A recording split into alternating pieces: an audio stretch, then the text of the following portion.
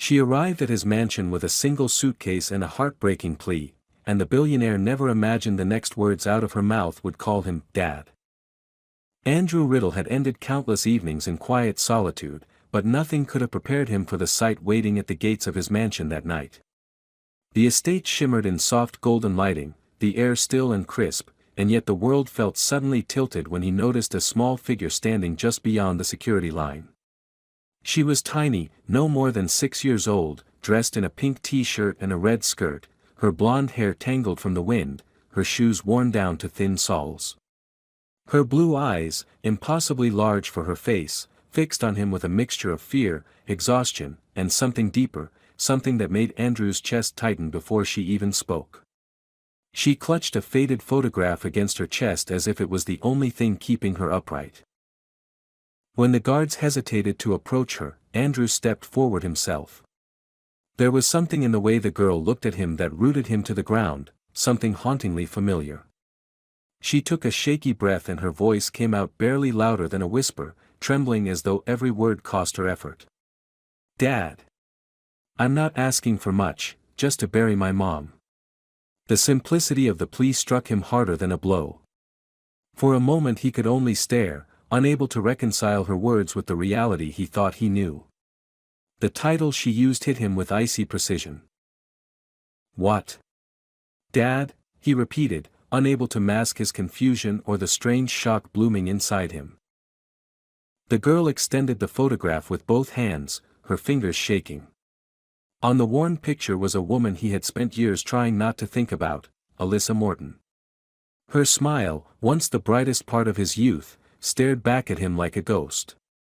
She had vanished from his life 6 years ago without a word, leaving him with unanswered questions and a hollow ache he pretended had healed.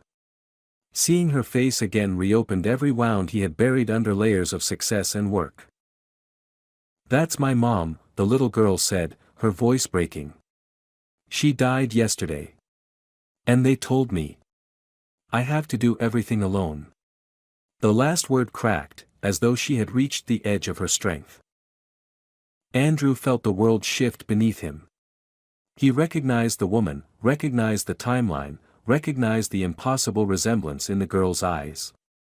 His throat tightened as he looked down at her. "What's your name?" he asked quietly, afraid of the answer and yet needing it. "Lily," she whispered. "Mom said, if something happened to her, I should find you." The air around them thickened. Lily. 6 years old. The same blue eyes. The same shape of jaw. The same way she pressed her lips together when scared, just like Alyssa. It was as though the universe had delivered him a truth he never suspected existed. A truth wrapped in grief and desperation. Before he could speak again, Lily swayed slightly on her feet, as though her small body was finally giving up. Andrew instinctively reached out and caught her, feeling how cold she was, how light, how fragile. He didn't hesitate after that. He ordered security to escort them inside, called the household doctor, told his staff to bring blankets and food. His home, built for extravagance and power, suddenly felt too large and too empty as the tiny girl was carried through the halls. Yet even as she was warmed and fed and settled in a guest room, the question that shook his entire identity pressed against him with relentless force. Was she truly his daughter? There was only one way to find out, and he already knew what he would do. The photograph trembled in his hand as he made the call for an emergency DNA test. He felt like a man standing at the edge of a cliff, unable to see what awaited below but knowing the fall had already begun. Tonight, something irreversible had entered his life. And nothing, not his wealth, not his control, not the careful walls he built around his heart, could stop what was coming. Andrew barely slept that night, drifting through the hours like a man trapped between two realities. Every time he closed his eyes, he saw the little girl's face, the trembling way she said, "Dad," the heartbreaking steadiness with which she asked only for her mother's burial. He kept the photograph of Alyssa on his desk as if afraid it would disappear if he looked away too long, tracing the torn edges with a thumb that felt heavier than it should. The more he stared at her smile, the more the unease in him grew, because deep inside, beneath layers of denial, something already knew the truth. It was in Lily's eyes, in her voice, in the shape of her cheeks, tiny echoes of a love he had never fully let go. When the sun finally rose, soft and pale over the estate, he asked the maid to be careful not to wake the child. Lily had fallen asleep clutching the blanket as if it were the only thing anchoring her to the world. Her small suitcase lay beside the couch, a few shirts, a pair of cheap shoes, a crumpled notebook with childish drawings, and a single hair tie that looked like it had been stretched far beyond its life. Everything about her presence screamed survival, not childhood. A knock on the office door pulled Andrew from his thoughts. His private physician entered quietly, informing him that Lily was physically exhausted but unharmed, severely stressed, dehydrated, and clearly undernourished. The words hit him harder than he expected. A child who should have been laughing and playing had been wandering alone, begging strangers for help, carrying a grief too heavy for her small shoulders. When Lily finally woke, she stepped into his office hesitantly, clutching the oversized sweater the maid had given her. Her hair was still messy from sleep, and her eyes, though rested, carried the weight of someone who had seen far too much. She looked around the room as if afraid something might jump out at her. Andrew motioned gently for her to sit, and she obeyed without a word, perching on the edge of the chair like she might need to run at any moment. "Lily," he began carefully, forcing his voice to stay steady, "I need to understand what happened. Can you tell me about your mother's last days?" She pulled her knees up slightly and hugged them, staring at the floor. For a long moment she didn't speak, and Andrew was about to reassure her she didn't need to, when her voice suddenly emerged, quiet but firm, shaped by a fear she had carried alone. "Mommy got sick," she said slowly. "She didn't have money for doctors. She worked and worked, but people were mean. They said she owed them things. They yelled. Mommy cried sometimes at night. I pretended not to hear." Her breath caught, but she continued. "When she got worse, she told me, if she couldn't wake up one day, I had to find you. She said you were the only person who would help me." Andrew felt something twist painfully inside him. Alyssa had run from him years ago, but she hadn't run because she didn't care. She had run because she was scared, scared of something he didn't yet understand. He wanted to ask more, but his phone vibrated with the alert he had been waiting for all night: DNA results available. The words burned on the screen. His pulse hammered as he opened the file.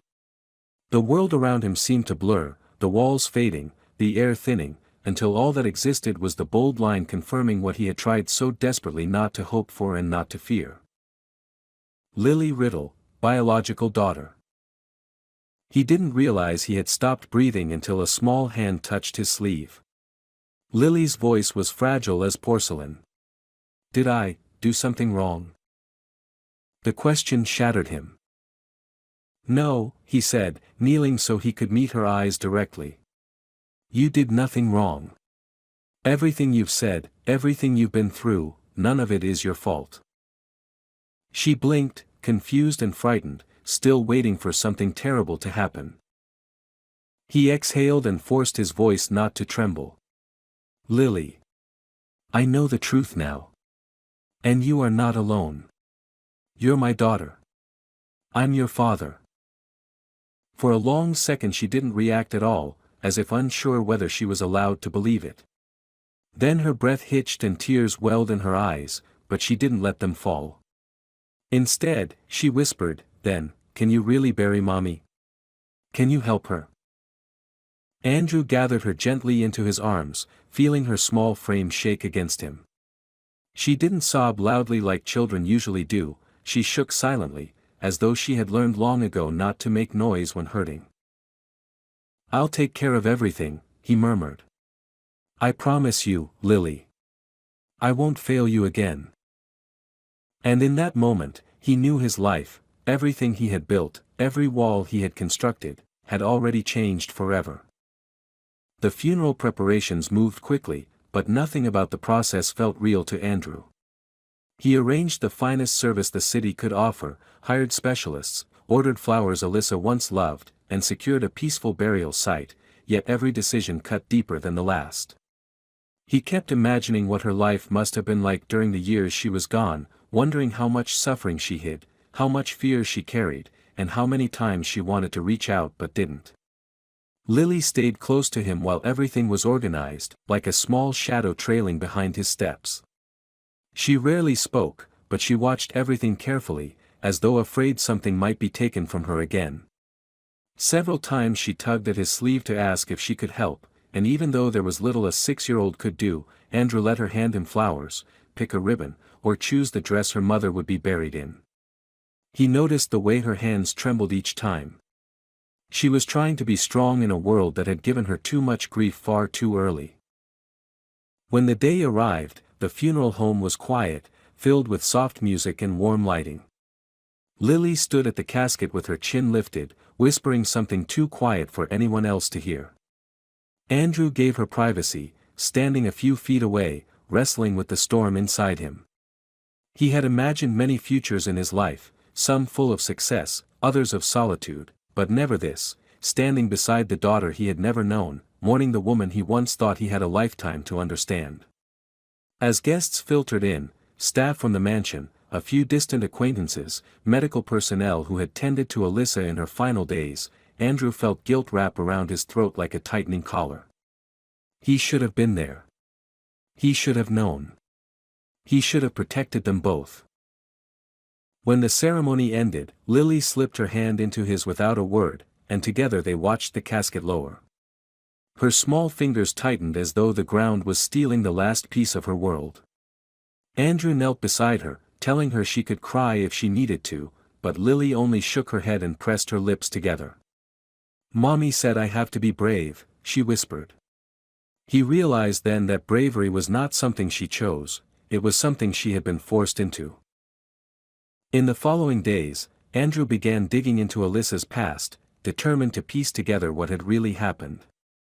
The more he learned, the less he understood how she had survived as long as she had.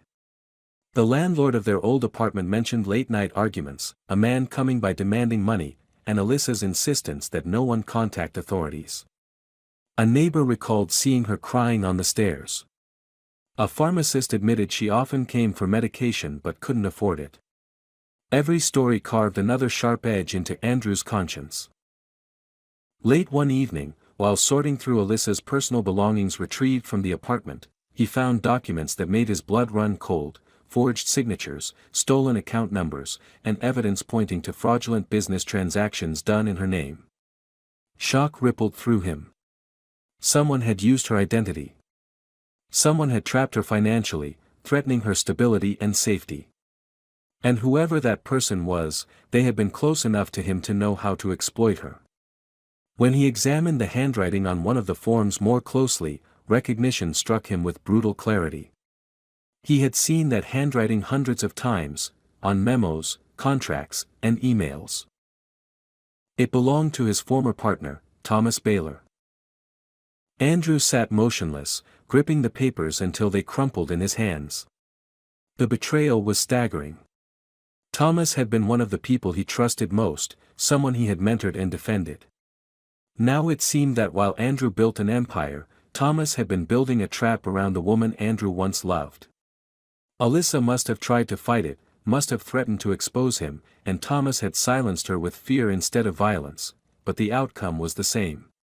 She had died alone, isolated, and terrified. Lily had been left to suffer the consequences. Andrew closed his eyes, struggling to keep his rage from breaking loose. For the first time since Lily appeared at his gate, fear surged through him, not for himself, but for her. If Thomas had threatened Alyssa, what stopped him from threatening the child who might expose him? He rose abruptly and went to find Lily. She was in the guest room, sitting on the floor drawing circles with crayons. When she heard him enter, she looked up with the same guarded expression she wore the first night. He sat beside her, unable to hide the urgency in his voice. "Lily, when you lived with your mom, did a man named Thomas ever visit you?" She froze, then slowly nodded. "He yelled," she whispered. Mommy always told me to hide when he came. She said he was dangerous. Andrew swallowed hard. He wanted to pick her up and never let go. The evidence was no longer just paperwork. It was in her memories. He made a silent vow then, one that burned hotter than any rage. Thomas Baylor had stolen years from Alyssa, stolen safety from Lily, and stolen the truth from Andrew. Now Andrew would take back everything: justice, protection, and the future that Lily deserved. Nothing would stop him. In the days that followed his discovery, Andrew moved with a calmness so controlled it bordered on frightening. Beneath that controlled surface, however, pulsed a fury he had never known, a calculated, icy determination to expose the truth and to protect Lily at any cost. He summoned private investigators, forensic accountants, digital analysts, and attorneys he trusted with his life. What emerged from their combined work painted a picture far darker than he expected. Thomas hadn't just used Alyssa's identity for a few fraudulent transactions. He had orchestrated an elaborate scheme spanning years, siphoning funds, rerouting assets, and using Alyssa as the perfect scapegoat. Every time she tried to resist or cut ties, he tightened his hold with new threats.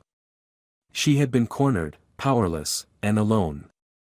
And Andrew hadn't known, hadn't even realized she was out there fighting a silent battle that should never have been hers to fight. One evening, while the legal team sorted documents in the conference room, Andrew walked to the guest wing where Lily was staying. She had begun to speak a little more, to draw pictures, to ask tentative questions about the house and the people in it, though she still moved with the caution of someone expecting the ground to collapse at any moment. When he knocked and entered, she was sitting on the carpet surrounded by crayons, drawing a picture of a woman with long hair. He recognized Alyssa immediately, even though the lines were childlike and the proportions uneven. The moment Lily saw him, she tried to hide the drawing behind her back, but he gently took her small hand and asked to see it. She hesitated, then surrendered the paper. "That's Mommy," she said quietly. "I didn't want her to disappear."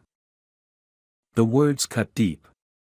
Andrew sat beside her, feeling the weight of her grief, her fear, her smallness in a world that had been nothing but merciless. "She won't disappear," he told her, though he wasn't sure if he was reassuring her or himself. "Not while you're here. Not while I'm here." As the investigation intensified, Andrew found himself juggling two versions of reality, one filled with boardrooms, legal documents, and strategy meetings, and another filled with bedtime routines, spilled crayons, and the quiet presence of a child trying to learn trust. But the two worlds collided unexpectedly one afternoon. He had stepped into the hallway just in time to hear Lily gasp and stumble back as a tall figure turned the corner. It was Thomas. He had entered the estate under the pretense of a scheduled meeting, unaware of the storm gathering around him. The moment his eyes met Lily's, something like cold calculation flickered across his face. Lily froze, and Andrew, seeing the terror in her expression, felt something inside him snap. He moved between them instinctively, positioning himself like a shield. Thomas raised his hands as though feigning innocence, but his expression betrayed him: annoyance, anger, and something darker simmered beneath the surface. "I didn't know you had guests," Thomas said casually, though his voice lacked its usual smoothness. "Seems we should talk in private." Andrew's reply was steady, controlled, almost too calm. "We will. But not the way you expect." His tone carried a warning Thomas didn't yet understand. He escorted Lily back to her room, kneeling beside her before closing the door. "You're safe here," he told her. "I won't let anyone hurt you." When he returned to the office, his demeanor had transformed. Every trace of softness vanished, replaced by the steel of a man who could, and would, ruin anything or anyone necessary. He confronted Thomas with the evidence, laying the documents on the desk one by one. With each page turned, Thomas's arrogance faltered. First confusion, then irritation, then realization flickered across his face.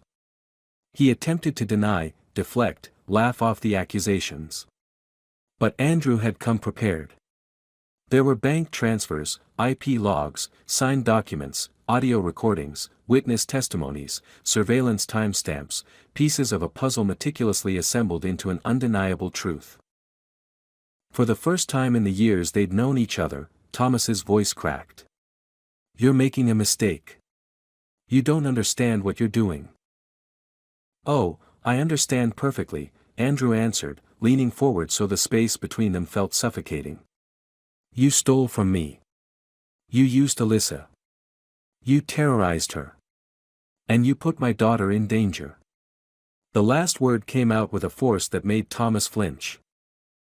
Before Thomas could retreat or negotiate, Andrew delivered the final blow. He informed him that law enforcement had already been notified.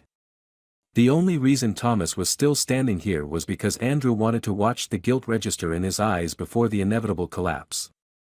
He pressed the intercom and instructed security to escort Thomas out and detain him until authorities arrived. Thomas attempted one last threat, muttering that Andrew didn't know the full story, that this would ruin him, that Lily would bring more trouble than he realized. But his words no longer mattered. He was exposed, cornered, stripped of every ounce of the control he once wielded. As Thomas was dragged out, Andrew remained still, hands braced on the desk, breathing slowly through the storm inside him. Only when the house finally fell silent again did he allow himself to acknowledge the truth. Lily had saved him from the lie he was living, from ignorance, from a betrayal so deep it would have destroyed him later. And now it was his turn to save her, from fear, from instability, from ever feeling alone again. Andrew expected the arrest to bring closure, but instead it opened a new chapter of chaos. The media caught wind almost instantly, painting headlines with his name, Alyssa's tragedy, and hints of a secret child. Cameras gathered at the gates, reporters tried bribing employees, and speculation spread like wildfire. Andrew's legal team advised silence, but silence felt cowardly when Lily walked through the halls clutching a stuffed bear someone from the staff had given her, flinching each time she heard raised voices or footsteps too loud. She didn't understand what exposure meant, but she understood noise, tension, danger, and she reacted to it like a child used to surviving storms rather than living in peace. To shield her, Andrew moved her into a private wing of the mansion, away from windows facing the street. He installed additional security, instructed staff to avoid unnecessary conversations near her, and rearranged his schedule so that he could spend mornings and evenings with her. Each small routine became a tether between them: breakfast where she tried new foods cautiously, quiet drawing sessions in his office, evenings where she would settle beside him with a blanket while he reviewed documents. She didn't speak much, but her presence had begun to soften the spaces around him, turning sterile rooms into something that felt almost lived in. Despite her progress, one night shattered the fragile calm. Andrew was working late when he heard a muffled cry echo down the hallway. He followed the sound to Lily's room and found her curled under the covers, trembling.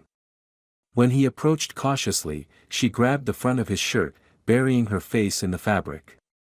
Between sobs she whispered that she dreamed Thomas was standing in the room, taking her away, telling her no one could protect her. The fear in her voice pierced him more deeply than any courtroom confrontation could. He lifted her gently, carrying her to the armchair, rocking her the way he imagined a father should. Her small fingers twisted into the fabric of his sleeve, as if gripping the last safe thing she knew. He stayed until she fell asleep, her cheek pressed against his chest, and only then did he realize he wasn't simply comforting her, he needed her closeness as much as she needed his. Knowing she had suffered such terror for so long ignited something inside him that felt both protective and painfully tender. The vulnerability of loving her frightened him, yet he embraced it because anything else felt impossible. Over the next days, he hired child psychologists, trauma specialists, teachers willing to work privately. Each offered insights into Lily's emotional state, delayed trust, hypervigilance, suppressed grief, defensive maturity. She wasn't broken, she had simply never been given the chance to be a child.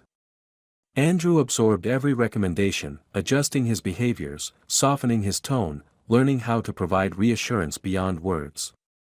He discovered that Lily responded best not to coaxing but to consistency. She needed proof, not promises. But as he devoted himself to Lily, the investigation into Alyssa's suffering deepened. Evidence revealed that Thomas had accomplices, two executives who had helped forge documents and transfer money overseas.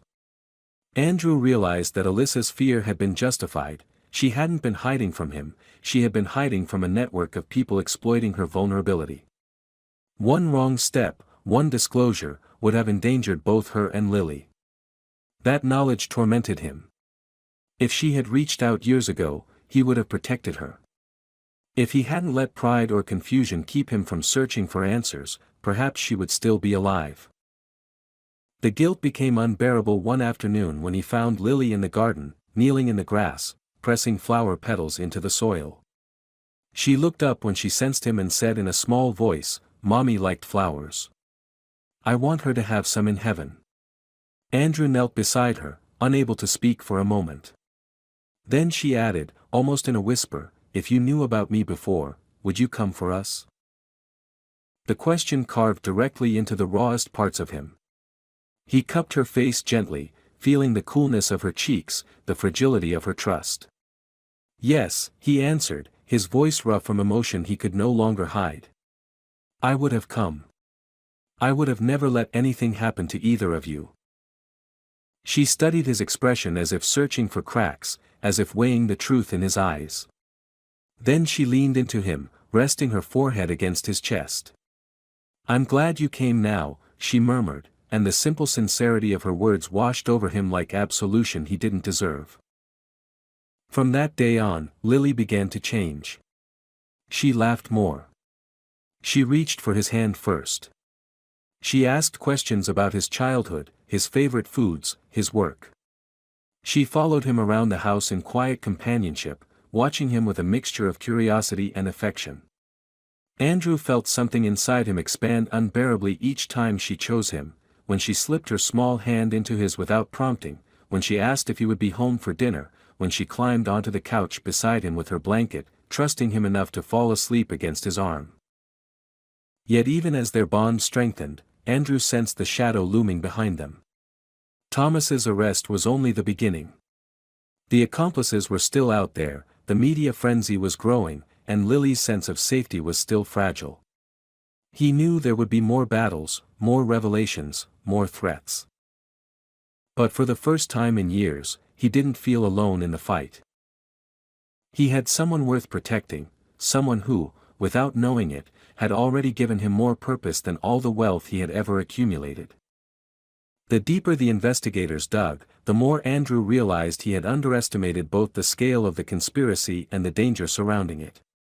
Thomas might have been the architect, but the network supporting him had roots that reached far into Andrew's company. Two senior executives, men Andrew had worked beside for years, were implicated in forging signatures, redirecting funds, and threatening Alyssa whenever she tried to expose them. The thought that she had faced all of this alone made Andrew burn with shame, but there was no time to sit with guilt. Every file retrieved, every witness testimony gathered, every bank record uncovered pointed to one reality: the people who had destroyed Alyssa's life might come after Lily next, especially now that Thomas had been arrested and the investigation had become public. Andrew doubled security at every entrance to the mansion, added surveillance to the grounds, and hired a specialized protection team whose presence was discreet but constant.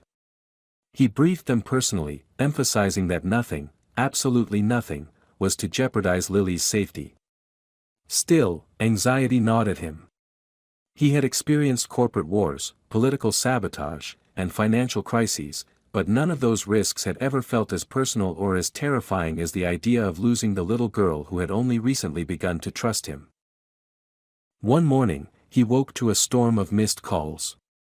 The press had published leaked documents from the investigation, including Lily's existence. Her name wasn't printed, but the description, an alleged child connected to the deceased victim, was enough to ignite a frenzy.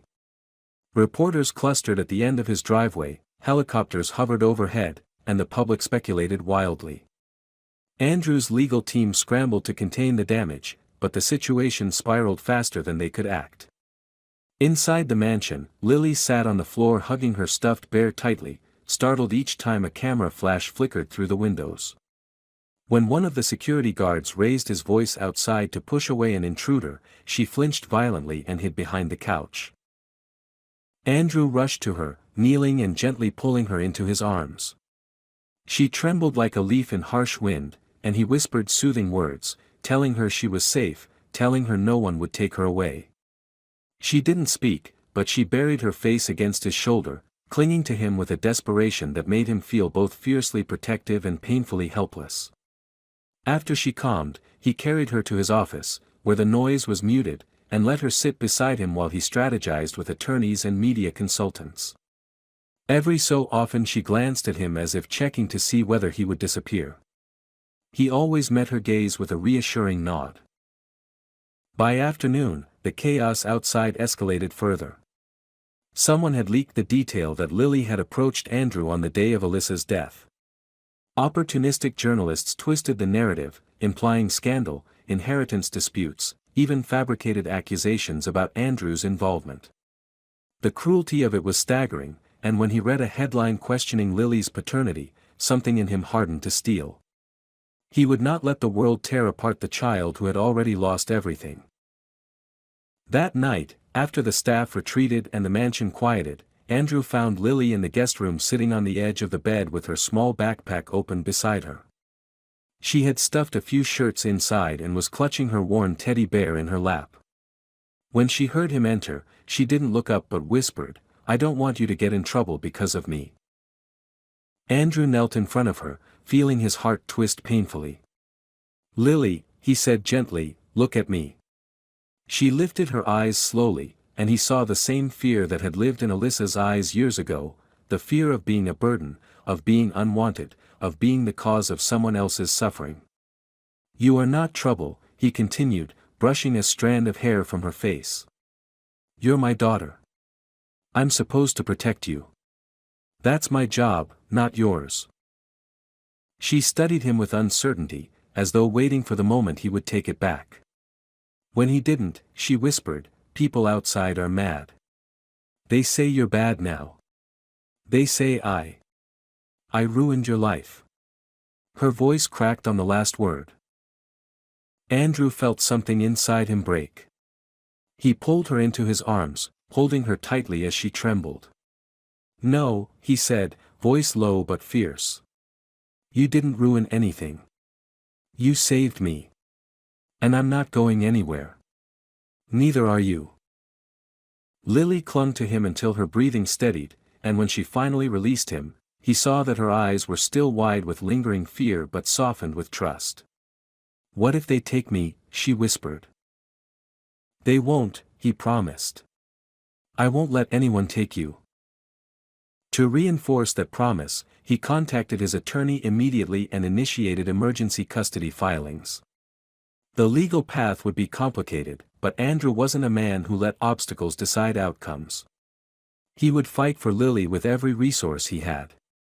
And as he watched her finally drift to sleep, curled against his arm, her small hand gripping the fabric of his sleeve, he realized he had never been more certain of anything in his life.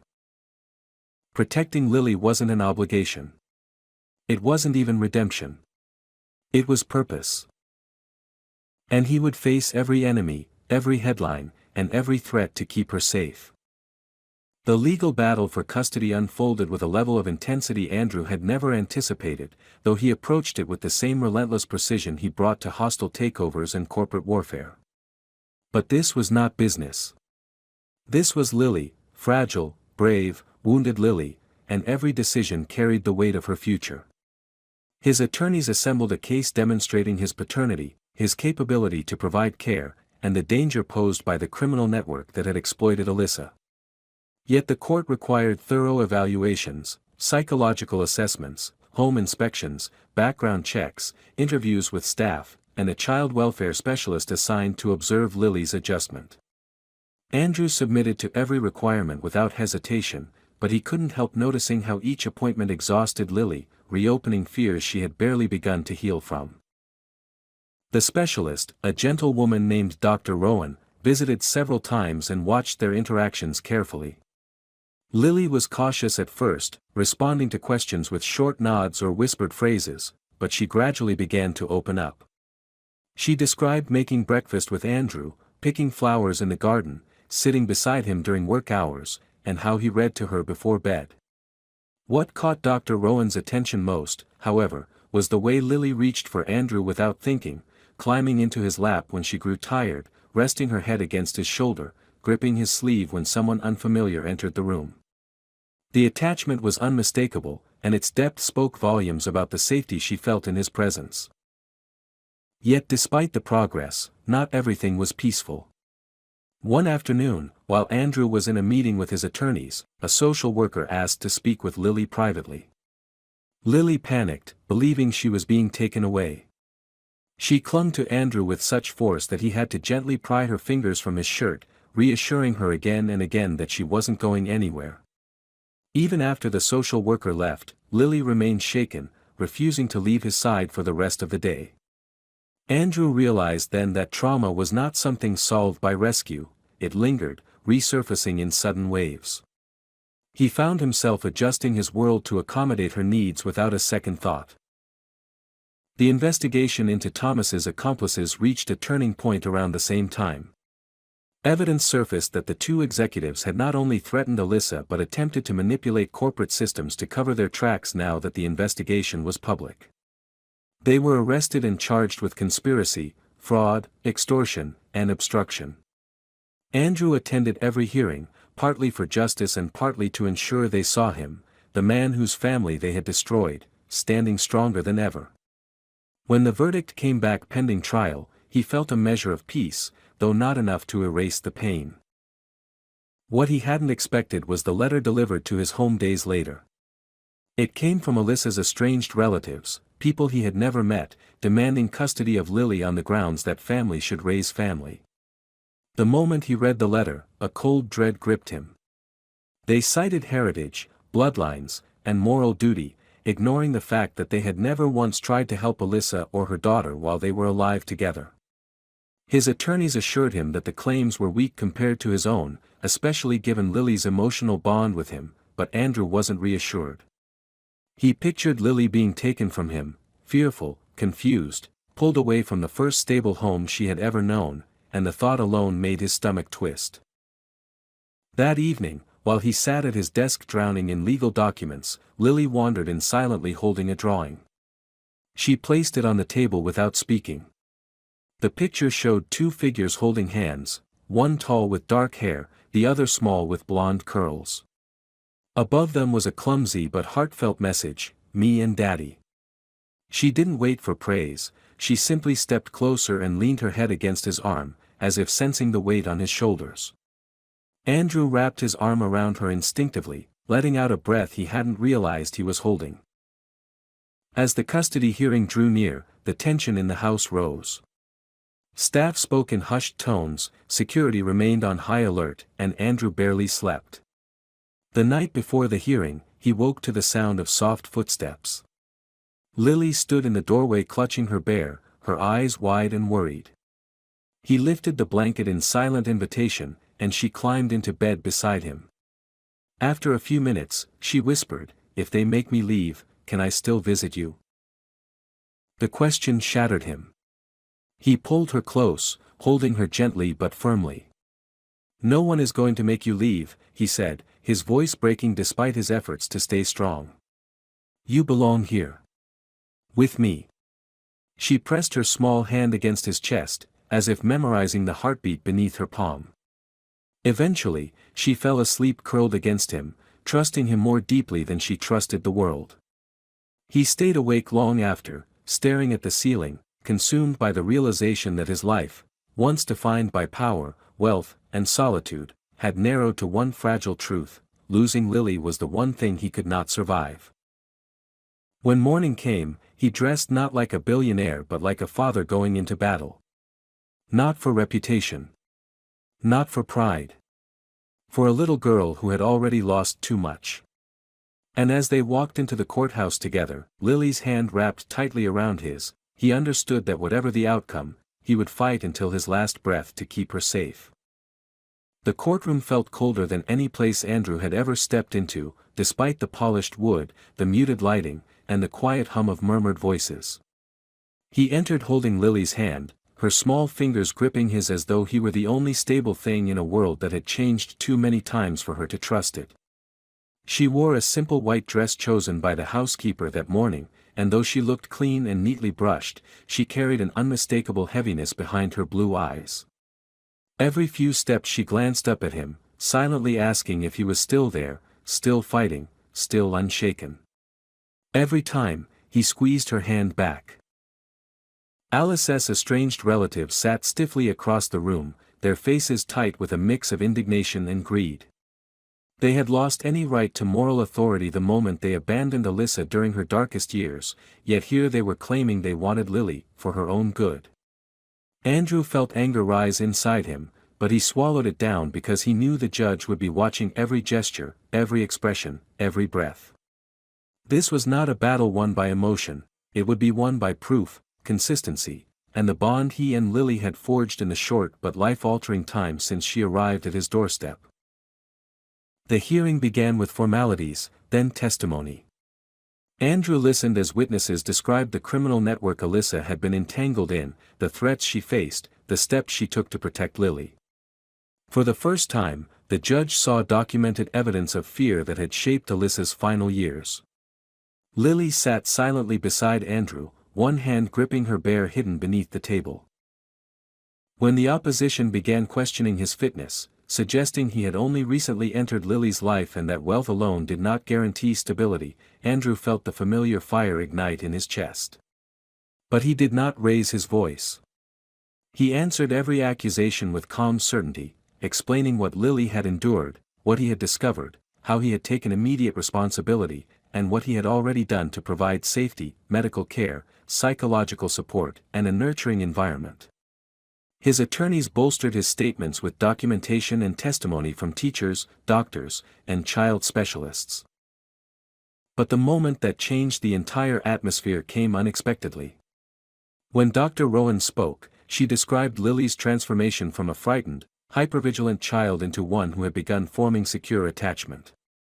She emphasized that this progress hinged entirely on consistency and trust, two things Lily had finally found. Removing her from Mr. Riddle at this stage, Dr. Rowan said gently, would not only reverse her progress but could inflict permanent emotional harm. This child does not simply live in his house. She feels safe in his presence. The judge nodded thoughtfully, but nothing prepared the room for what happened next. The judge asked whether Lily wished to speak. Andrew immediately started to shake his head, ready to decline on her behalf, but Lily tugged on his sleeve. She stood, her legs trembling slightly, and faced the judge with the bravery of someone who had learned to survive long before she learned to play. I want to stay with him, she said, her voice small but steady. He's my daddy. He didn't know about me before, but now he does, and he takes care of me. Mommy told me to find him if I needed help. She said he's the only one who would protect me. She paused, swallowing hard as her fingers tightened around the bear. And she was right. A hush fell over the room. Even the opposing relatives shifted uncomfortably, realizing the strength in her words was not something they could dismiss with legal argument. Andrew felt tears threaten, but he held them back, knowing this moment was hers, not his. When Lily finished, she returned to his side, and he wrapped his arm around her shoulders, grounding her with his presence. After closing statements, the judge recessed to deliberate. Those minutes stretched endlessly. Andrew sat with Lily on a wooden bench in the hallway, her head resting against his arm. He expected her to ask questions or express fear, but instead she whispered, "If they make me leave, will you still find me?" The thought alone made his throat tighten. He leaned down and kissed her hair. "No one is going to make you leave," he said. "And even if something in this world tried, would cross every border, climb every mountain, and break every law necessary to bring you home." She nodded, content with the promise, and closed her eyes. When the judge finally returned, everyone filed back into the courtroom. Andrew held Lily's hand again, heart pounding. The judge looked at him first, then at Lily, then at the opposing relatives before delivering the decision with clear conviction. Custody was granted to Andrew permanently. The judge cited the strength of the bond, Lily's safety, her emotional well-being, and the extensive evidence of danger from the individuals who had harmed Alyssa. Furthermore, the judge ordered restraining measures against the relatives who had attempted to claim custody without demonstrating meaningful involvement in Lily's life. As the words sank in, Lily didn't react at first, as though afraid to believe them.